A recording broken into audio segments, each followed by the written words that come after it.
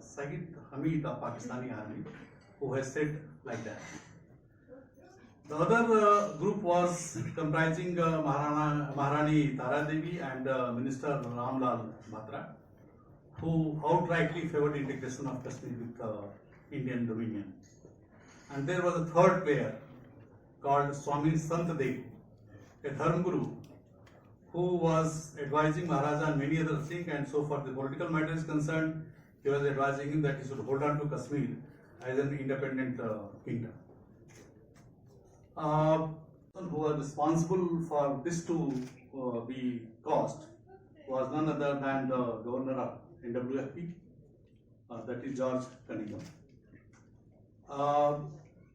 The book also very nicely brings out as to there was another reason as to why this attack was engineered.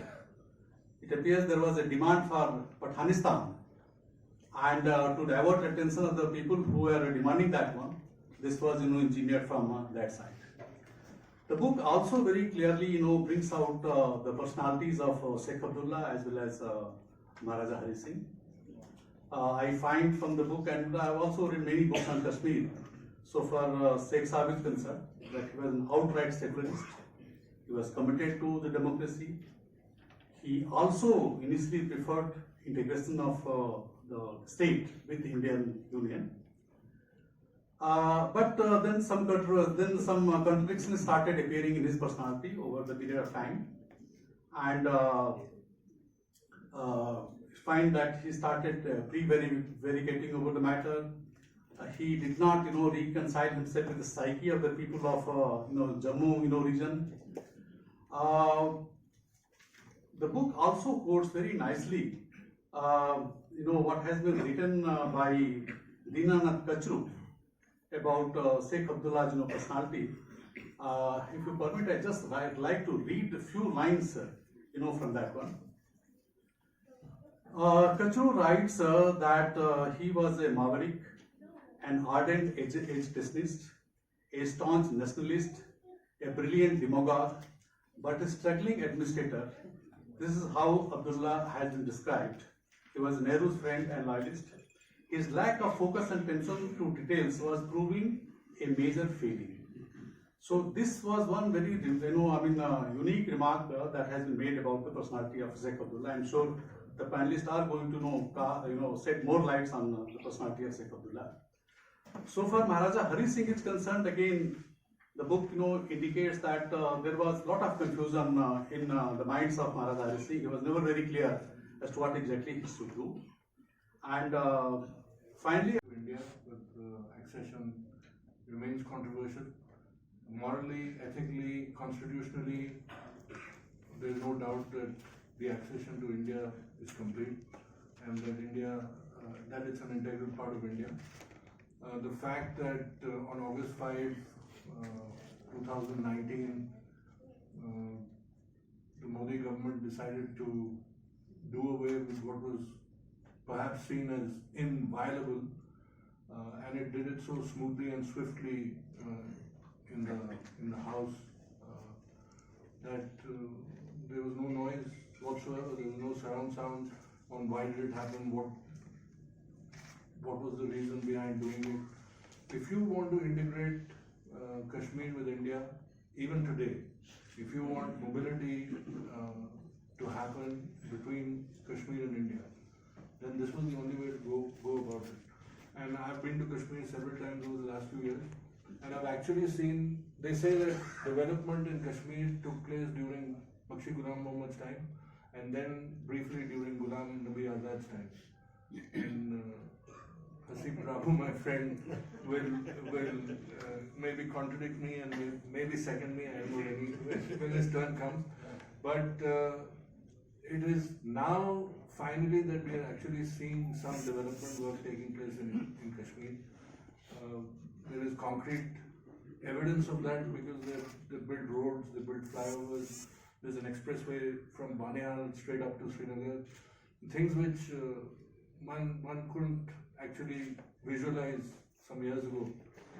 So maybe politics has taken a backseat for the time being, and maybe the government is doing whatever it can. Money is still being pushed into Kashmir.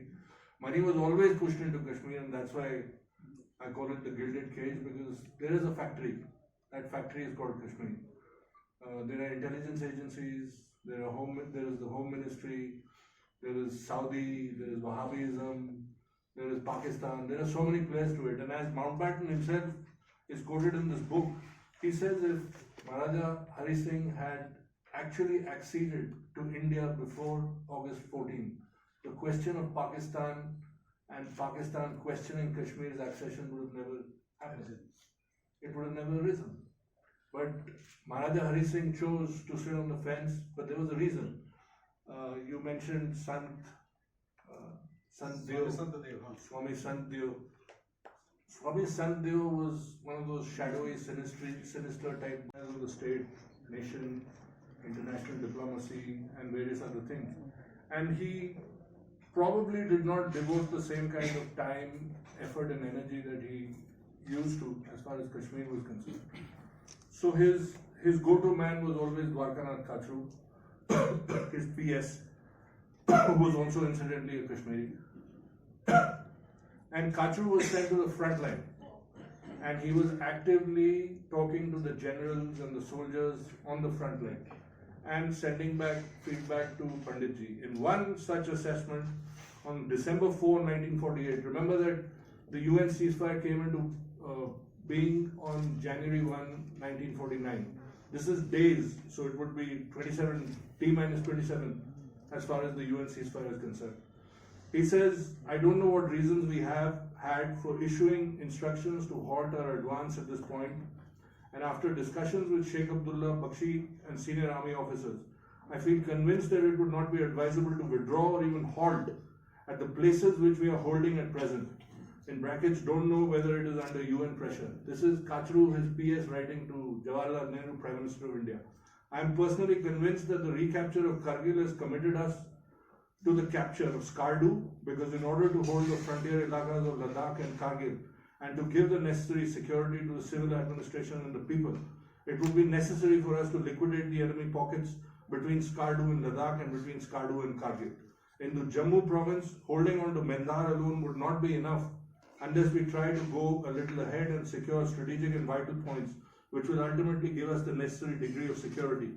I would have actually suggested a full blast advance towards Muzaffarabad, because looking at the whole scenario from the approaching ceasefire, which seems to be inevitable, it would be very advantageous to us if we have already reached and consolidated along the points and lines which we will ultimately demand as points and lines of demarcation between what we should have as our own and what may be left to be administered on our behalf. Jawaharlal Nehru chose to ignore this advice.